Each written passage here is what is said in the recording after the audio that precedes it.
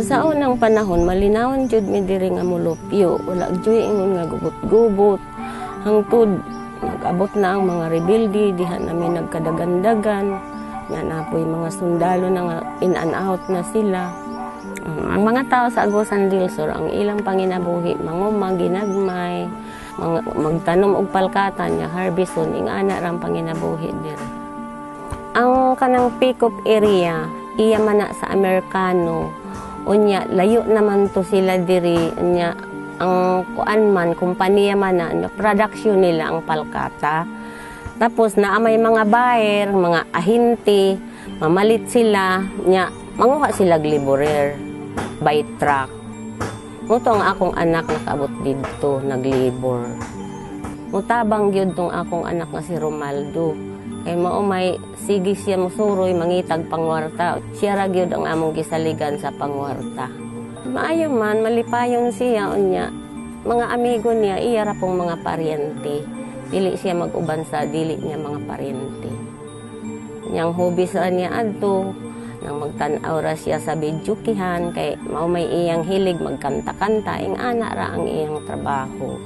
Sa pagsugod niya sa pag-uban adtong extra laborer, ang iyang ig-agaw mo ilang team leader. Nya uban sila mag-ig-agaw, gihanyo sa iyang ig-agaw nga dong mag-ubanta dito sa kuan kay naay liburanan dito maglibor ta. Primero, datong timbre sila gi kuan recruit recruit nga kanang kargador. Datong panahon pag recruit sa ilaha, sila mag-igagaw nagkauban. Unya, apoy mga igagaw sa highway matong ilang kauban. Nga kung kuanang to nga gihire sila kuan kanang kargada. Tapos ningunin siya nga, nay mo kargada ko nay. May nilang nga natay ma-income. Oo, ikaw, kaya ni mo. Yan siya nga, kaya man ako nay. Okay, wala ko'y problema. Uwihan to siya mo, kuhan trabaho, maasa nga, kuhan, uma, pangahoy. Ang asa lang magkakorta dito to siya. Ang kuhan mo ato, kanang lang hili ato, kanang kuhan to siya kanang barkada. Sa sinudanan, ang akong mahod, ikan sa mga ako, tol. Kasi mama, nag-fix man nga, pauliw na ka. So, tagaan na lang ka na ko 500 para makauli ka, pero balihan pa ka na ko bugas sa pick-up. Pag uli niya dito, dire, sa Santa Maria, Agusan del Sur. So, wala ko nakabalong nga na ang dahilan nga tabo. Katang iso na ako nga si Jado Oliver, matabang ito sa akong amuhan. Naglampas, nagron makakatanog mais. Anang adlaw sa Huybis nagbaba ko, kay ang plano niya nga magpabuhat og balay. Utong pagkasabado nagbaba nami kay kung magpalit og lansang. Pagguan kay wala naman, nagadto naman siya. Paingon sa Trinto. Nya pagka Domingo sa gabi iniuli na tong manghod siya. Mama, si Manoy missing na. Nagunsa na lang ko anak ko kakatulog halos mula ka ko asa man ko paingon tungod sa kalayo sa lugar wa ko naibalo didto nya pagkuan Lunes nlakaw nami akong giadtuan nga akong magguha nga nyo ang mga bata gidakop daw sa sundalo na missing na direkta milakaway kaon-kaon hangtod isa kasimana gyud tong lakaw namo adlaw gabi sige milakaw Diha na nakakuang ko nga adto kog Manila adto maglima ko kabulan sa Manila inya ingon nga tawag sa kuan long distance nga uli kay ang imong anak nawala uli na lang pud ko kay pagka sud sa mga 5 ka gabi di ko katulog gigan niya duha tulog adlaw nanay nagato sa mga goy nag-verify sa ako o namang imong insuon diri nagwala na nawali na didto kang mama ipadala na ko bugas kung asa ko niya taga na ko 500 kaya ang gusto na mo, kamanguran ko na mo. Siya na lang mo supply sa among pinikaran niya. Babae o lalaki. Lagi mo nagbalik sa mga agoy sa kumawas. Sa gangas. Namising imong igsuon. Naku Dili, may tabo nga namising. Nagay kang pato sa ako. Di ulit ko diri. Pag uli na ako diri, tinuod mag-good missing.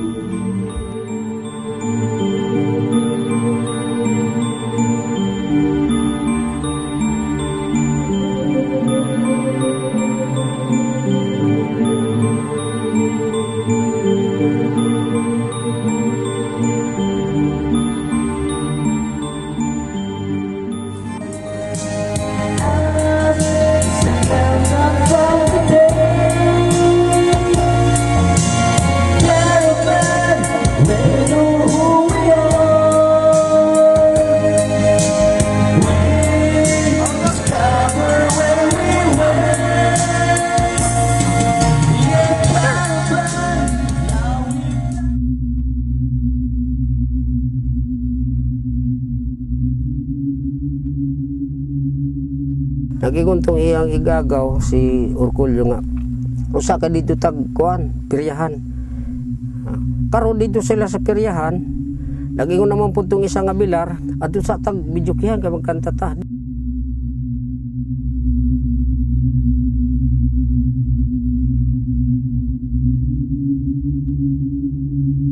Salang si Kambo. Yo sir, uko sala sir. Basta ko si Kambo. Sir. Naay isa nila ka amigo didto, munay nag-istorya nga gidakop sa sundalo gidala sa kampo.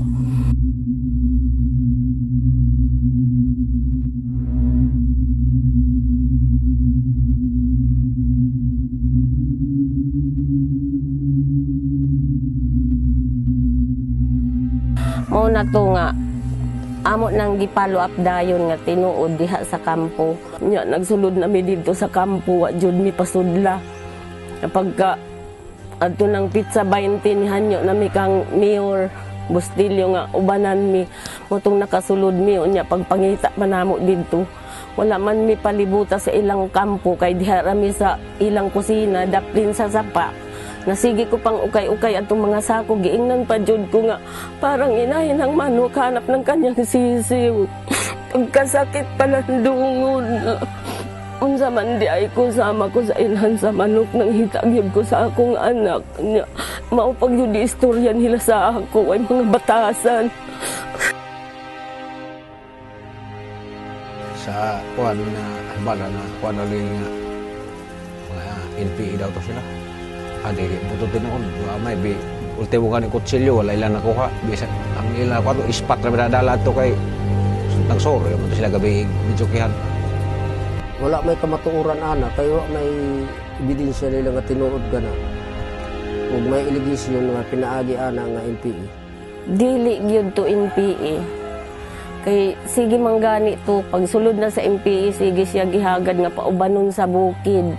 Dili gyud siya mosugot kay alang sa ako mag-unsa man sa bukid nagtrabaho ko sa gobyerno may voluntaryo ko sa gobyerno tapos ang akong anak to sa bukid dili na pwede matog wala gyud siya nagsugot nga magrebuildi kay akong giingnan dong ug moadto ka sa bukid ako ray papatay sa imo mag-hire kog mga sundalo para mapatay ka uslan man nga didto ka sa bukid magpuyo patayon ta na lang ka motungo jud siya nagsugot nga mag-uban didto.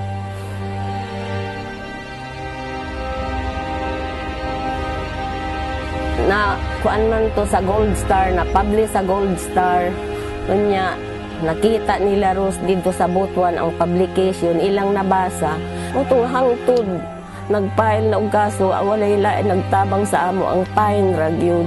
First time pag abot nila Ros wala jud mi nagtugan sa ila kay nahadlok mi basin sinugo sa sundalo hutdo na pud mi. Kapilar gud sila nagbalik-balik bago mi nagsugot sa ila nga gad-una mi sa Butuan. Sugod sa kaso sa pick-up case, nakita namo, nabasa namo sa newspaper lokal sa Gold Star Delin.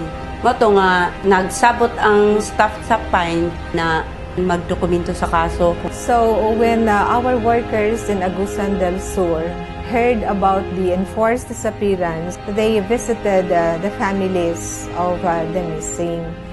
And they offered assistance in filing a case. The families at first decided to file a petition for the writ of habeas corpus. The petition did not prosper. Instead, they decided to file a criminal case, which is kidnapping and serious illegal detention.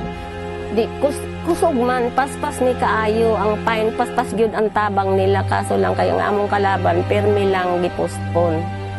After we rested our case, the defense filed a demurrer to evidence, meaning to say they want to destroy the evidence that we presented that there is no kidnapping of her. But it was denied by the court. Meaning to say, I was so confident at that time that this case is in the bag. The testimony of Duyogan was like putting an icing on the cake.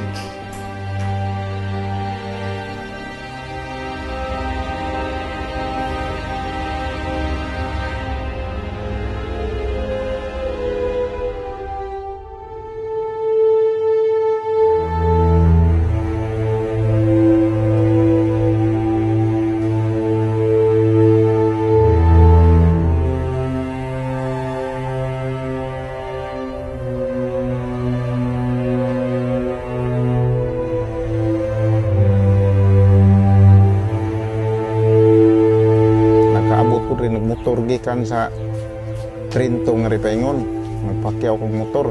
Diha ko yung abot, namo ko'y agianan din handapita nga kanang sekreto nga ako ra.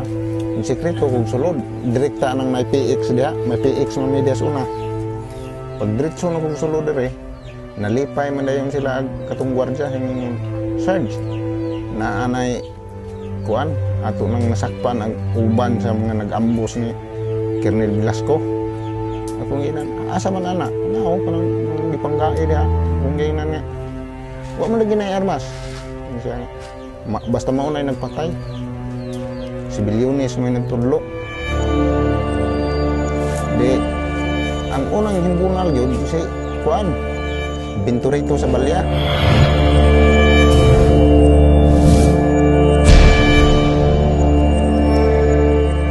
Pero merong gibunalan si Julio. Sunod si Juan Dantiasan. Pagkasunod ni Dantiasan, kadto na si Ayala.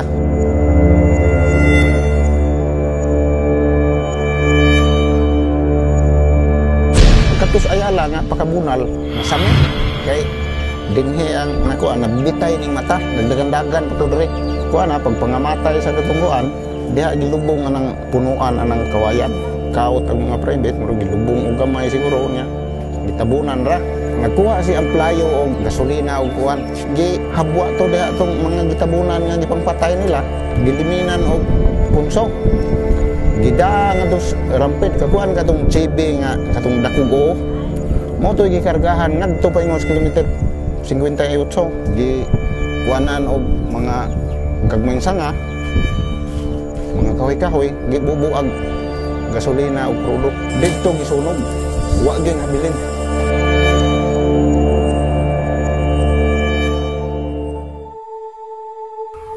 Dubli man ang mga bata gi pasakitan nila gi. Bunaran pa ang kuan tubo niya. Gidauban pa daw.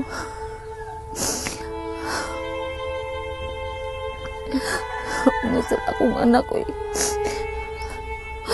gikatilo sa bisag buno na lang sa ako. Yan yung tao ang nagpasipa.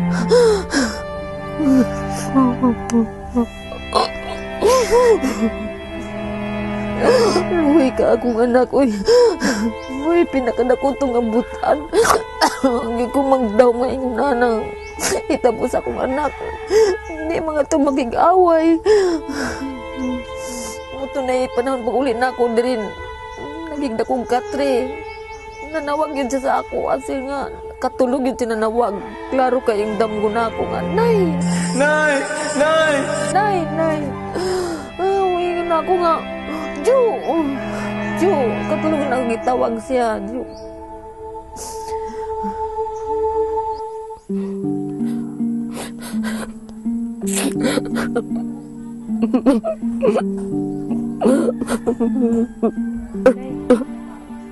Sakit kayo. Sakit ka amo isa-isa sa amo pagkuan, pahuna-huna. Kanong gipatay man ang amo ang gikuan ang pigsuon nga may sa ato. Dooy baya, sa ako gisuon gipatay. May sara nila ba?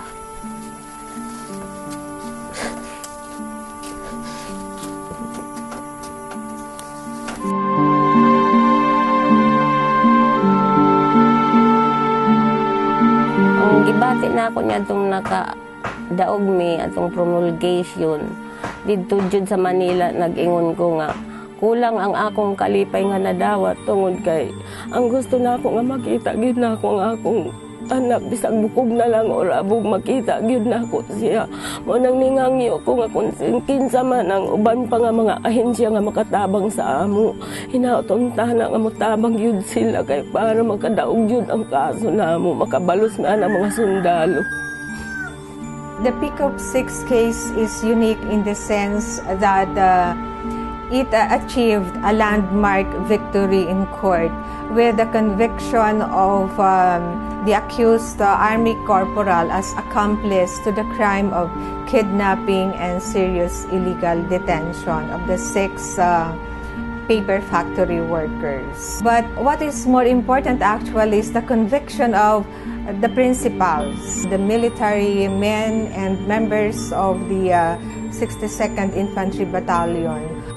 Now, they have filed a case before the Office of the Prosecutor in Agusan del Sur for multiple murder, serious illegal detention, coercion, and torture.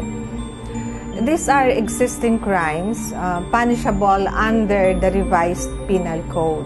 However, not one of these crimes captures all the essential elements of enforced disappearance, especially the element of concealment of the fate and whereabouts of the victim. So, enforced disappearance is enforced disappearance. It is not kidnapping and serious illegal detention. Well, it is not enough that the perpetrators of the existing cases of disappearances are brought to court, brought to justice. What is more important is for the phenomenon of enforced disappearance to end. So it is very important that government implements measures or mechanisms that would prevent the commission of enforced disappearances. Now here lies the importance of a domestic legislation that clearly defines and penalizes enforced disappearance. It is high time that we call a spade a spade. It is high time that we call the offense of enforced disappearance a crime of enforced disappearance. Call it by its appropriate name. We should not call it kidnapping or arbitrary detention or serious illegal detention, not even murder. So, FIND strongly urges the Aquino government to immediately enact the anti-disappearance bill into law.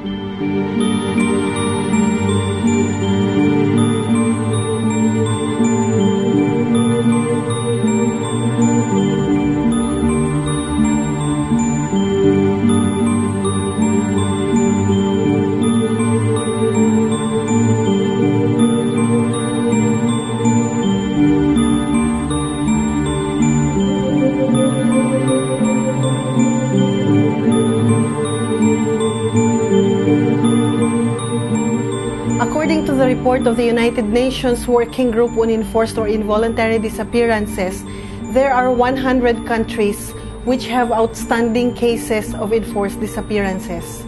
27 of these countries are from Asia, and in recent years, Asia is a continent which submitted the most number of cases to the Working Group on Enforced Disappearances. And the Philippines is one of these Asian countries which have outstanding cases of enforced disappearances. It is for this reason that in 2006, the United Nations General Assembly adopted the United Nations Convention for the Protection of All Persons from Enforced Disappearance. This international treaty stems from the true-to-life experiences of organizations of families of the disappeared. First from Latin America during the dictatorship, and then later the problem of enforced disappearance spread throughout the world. So other organizations of families of the disappeared from other continents also organized themselves. They joined the process, the drafting and negotiation process at the United Nations by the then Intersessional Working Group to elaborate a draft legally binding normative instrument for the protection of all persons from enforced or involuntary disappearances. The convention was adopted in 2006 by the General Assembly of the United Nations without a vote, and it has already been signed by 83 states and ratified by 18 states. And for it to enter into force, it needs 2 more ratifications. So one of the provisions of the convention is the codification of the offense. So which means that governments, states that ratify the convention are obliged to enact national laws that criminalize enforced disappearances.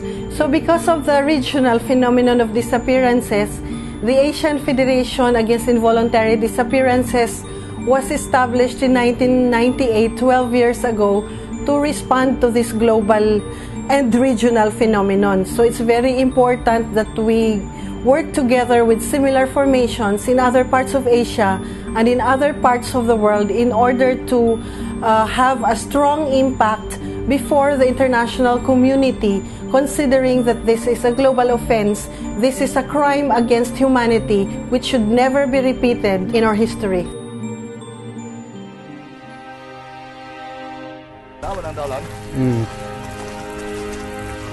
Kana din mo na yung headquarters o Rejorom. Kato dito headquarters admin. Kini din dapita PX, mga PX din Dili ko nakadungog sa pag-ingon ni kuan nga pag-instruction batalyon commander nga kuan kini ingana ang himuon kay dili mo kus PX. Nya dito nila gipatay, diha nila gipatay unya giguyo diri gitapok. Dinhi nila gi lubong for the meantime kini dinhi. Tungod ang kapayas dire ngari. Anhi dinhi agiana namo didto ngadto direkta bijukihan kini dinhi gitapok nila tong mga patay dinhi dapita usa gi kuan gidispatchar dito rapid dapita iugdok na wala na tungla ta